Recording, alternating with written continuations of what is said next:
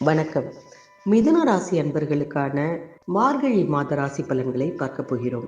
ஒரு வார்த்தையில் சொல்வதென்றால், ஜென்ம குருவினால் உங்களுக்கு பலாபலன்கள் இந்த மாதத்தில் நடக்கும். உங்கள் ராசிநாதனாக இருக்கக்கூடிய புதன் பகவான் 6ஆம் இடத்தில் சஞ்சாரம் செய்கிறார். மறைந்த புதனால் நிறைந்த தன லாபம் கிடைக்கப் போகிறது உங்களுக்கு. பொருளாதாரத்தில் நிறைவு என்பது எப்பொழுதும் யாருக்கும் ஏற்படாது என்றாலும் கூட ஒரு விதமான நிறைவு கண்டிப்பாக உண்டு. சுக்கிரனோடு புதன் இணைந்து புத சுக்கிர யோகத்தையும் உங்களுக்கு உருவாக்கி தருகிறார்கள். இதனால் நீங்கள் செய்யக்கூடிய தொழிலில், உத்தியோகத்தில் ஒரு நல்ல லாபம் என்பது உங்களுக்கு கண்டிப்பாக கிடைக்கும். ஜென்ம குருவினால் திடீர் இடமாற்றங்கள், ஊர் மாற்றங்கள் ஏற்பட போகிறது.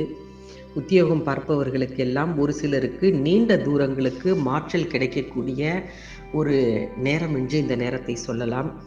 மார்கழி மாதம் 6ஆம் தேதி மிதுன ராசிக்கு குரு செல்ல போகிறார்.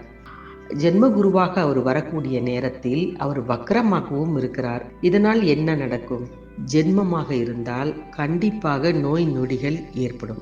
இவர் ஜென்மத்தில் வந்து அமரக்கூடிய இந்த நேரத்தில் ஆரோக்கியத்தில் சில குறைபாடுகள் கண்டிப்பாக ஏற்படும். திடீர் இடமாற்றங்களால் உங்களுக்கு எரிச்சல் கூட வரலாம். உங்களுடைய வேலை செய்யும் இடத்தில் கிடைக்கக்கூடிய இந்த மாற்றத்தை ஏற்றுக்கொள்வதா வேண்டாமா என்ற ஒரு எண்ணம் உங்களுக்கு ஏற்படும். ஆனால் ஏற்றுக்கொள்வது நல்லதுதான். சில நேரத்தில் தனித்து இயங்க முடியாமல் கஷ்டப்படக்கூடிய ஒரு சூழ்நிலை கூட ஏற்படும். உங்களிடம் ஒப்படைக்கப்பட்ட பொறுப்புகளை மற்றவர்களிடம் ஒப்படைக்காமல் நீங்களே உங்களுடைய நேரடி பார்வையில் செய்வது நல்லது. குரு இருக்கும் இடத்தை காட்டிலும் அவர் பார்க்கும் இடங்களுக்கு பலம் அதிகமாக இருப்பதால் நீங்கள் சில நன்மைகளை கூட இந்த காலகட்டத்தில் பெற முடியும்.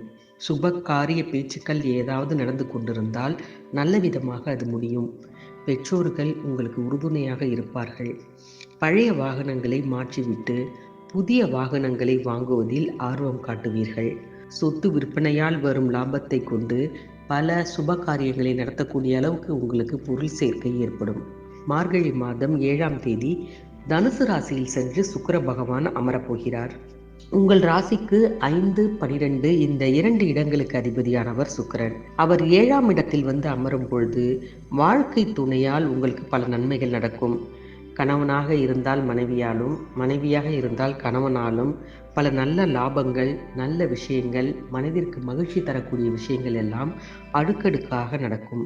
தனுசு ராசியானது குருவிற்குடைய வீடாக இருப்பதால் அதில் சஞ்சரிக்கக்கூடிய பகை கிரகமான சுக்கிரன் பல வழிகளிலும் திடீரென உங்களுக்கு மாற்றங்களை கொடுப்பார்.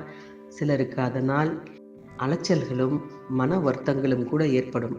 மார்கழி மாதம் 30ஆம் தேதி மகர ராசிக்கு செல்லக்கூடிய செவ்வாய் அங்கு உச்சம் பெற்று அமர்வார்.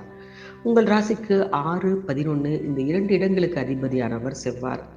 அவர் உச்சம் பெறும் இந்த நேரத்தில் உத்தியோகத்தில் நல்ல முன்னேற்றமும் நீங்கள் எதிர்பார்த்த மாற்றமும் கிடைப்பதற்கான வாய்ப்புகள் அவரவருடைய சுய ஜாதகத்தின்படி அமையும்.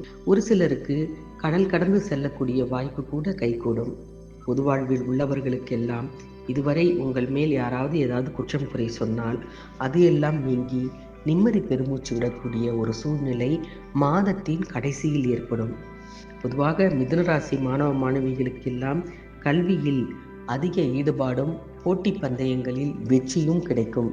மிதுனராசி அன்பர்களை பொறுத்தவரை இந்த மார்கழி மாதம் என்பது ஜென்ம குருவினால் சில பிரச்சனைகள், சில ஏற்றங்கள், சில பொருள் வரவுகள், சில பதவிகள் இது எல்லாம் கண்டிப்பாக கிடைக்கும். ஆனால் மாற்றம் என்பது கண்டிப்பாக மிதுன ராசி அன்பர்களுக்கு உண்டு. இது போன்ற மற்ற ராசிகளின் பலன்களையும் தொடர்ந்து பார்க்க மறக்காமல் ஜி கிரியேஷன் தமிழ் சேனலை சப்ஸ்கிரைப் பண்ணிக்கொள்ளுங்கள். நன்றி, வணக்கம்.